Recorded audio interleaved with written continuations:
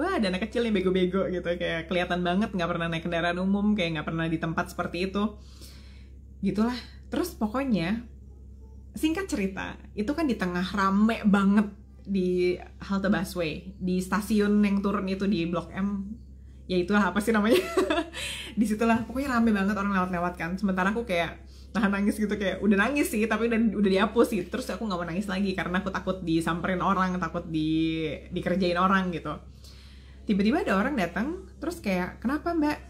Aku aja lupa itu laki-laki atau perempuan. Terus aku bilang, saya mau naik, saya salah naik busway, saya harus naik lagi, saya nggak punya uang, aku bilang gitu. Terus dia kayak taruh di tangan aku, nih, aku lupa zaman dulu tuh kayak 3.000 apa 3.500 perak gitu. Udah aja dia kasih uangnya ke aku pas orangnya pergi. Nggak kelihatan lagi, aku juga lupa itu laki-laki atau perempuan, mukanya kayak apa, aku nggak lihat, aku nggak tahu. Tapi karena duit 3.000 atau 3.500 perak itu, aku bisa pulang. Naik busway ke arah sebaliknya dan dijemput ke halte, turun di halte di tempat papa aku jemput. Tapi maksud aku, ngerti nggak? Rencana Tuhan itu sehebat itu. Ini orang disuruh kasih duit ke aku 3.000 atau 3.500 itu. Dan kalau nggak ada itu, aku nggak bisa pulang. Nggak bisa pulang. Tapi kan bingung ya, orang itu kan nggak harus kasih aku uang kan, nggak harus juga duitnya ada pas banget segitu terus dikasih ke aku kan. Tapi menurut aku ya itu Tuhan bekerjanya dengan cara yang kita nggak mampu mengerti gitu. Sampai sekarang aku jadi ngerti gitu. Kadang kalau misalkan mau kasih apa ya nggak tahu, mungkin dia butuh, mungkin itu Tuhan mau tolongin dia ya, tapi lewat gue gitu. Walaupun nggak semua hal harus gue yang nolongin, nggak semua hal aku harus bantu, nggak semua hal itu adalah urusan aku. Tapi ada hal-hal spesifik yang kayak Tuhan senggol aku gitu, kayak tuh bantuin gitu, apa, gih yang itu gitu, tuh tolongin gitu, kayak gitu loh.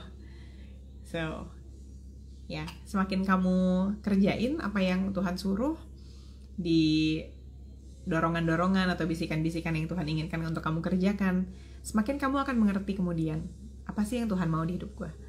Semakin kamu ngerti, semakin kamu paham kode-kodenya Tuhan, karena akrab jadinya gitu.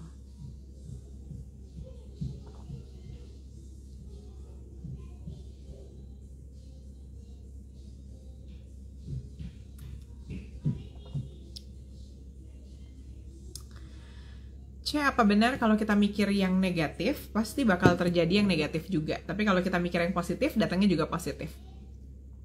Sebenarnya ya, tergantung seberapa kuat pikirannya. Jadi gini, biasanya pikiran yang negatif itu lebih kuat daripada pikiran positif. Karena nggak mudah untuk berpikir positif. Dan sangat mudah untuk berpikir negatif. Karena nggak usah diajarin pun, orang otomatis suka mikirnya lebih cenderung negatif. Sementara untuk berpikir positif, kita harus dilatih, harus belajar, harus dipaksa, harus dikonsistenin, diterus-terusin gitu. Sampai akhirnya itu jadi kebiasaan. Pada dasarnya, apa yang kamu percaya, itu jadi kenyataan. Pada dasarnya. Karena kenapa? Logikanya begini ya, penjelasannya sangat masuk akal. Kalau kamu pikir, gue bisa. Kesandung, gak apa-apa, gue bisa. Kesandung lagi, gak apa-apa, gue bisa. Sampai akhirnya itu menuju ke keberhasilan. Karena kamu percaya kamu bisa, walau ada kegagalan, kamu tetap ngerasa kamu bisa dan kamu paksa sampai betul-betul bisa. Tapi kalau kamu pikir, duh gue mah gak bisa. Kesandung, tuh kan gue gak bisa. Kesandung lagi, tuh kan udah gue bilang gue gak bisa, udahlah nyerah aja. Akhirnya nyerah, akhirnya jadi bener-bener gak bisa. Sebenarnya sesederhana itu. Jadi bener gak kalau mikir negatif bakal yang terjadi yang negatif? Penjelasannya kayak yang tadi barusan aku bilang. Walaupun gak selalu gini, oh pikir negatif ada bayangan tiba-tiba kecelakaan, wah tiba-tiba bener-bener kecelakaan. Ya nggak gitu juga. Kan pikiran orang tuh beda-beda, seberapa kuatnya itu beda-beda. Tapi kalau kamu betul-betul percaya, iya bener-bener bisa kejadian. Mau negatif, mau positif, bisa terjadi kalau kamu betul-betul percaya itu. Makanya kadang-kadang kita nggak bisa paksain gitu, karena kalau kepercayaan orang ya udah susah gitu ngomongnya, karena ya itu yang lo percaya. Misalnya yang kayak pamali apa mitos gitu ya, yang aduh katanya nggak boleh loh kalau apa ya, misalnya hari buruk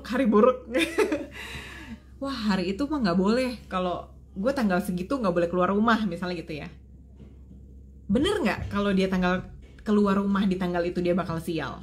Tergantung, lo percaya nggak? Kalau lo percaya lo bakal sial di tanggal itu kalau keluar rumah, ya mungkin beneran bisa jadi sial.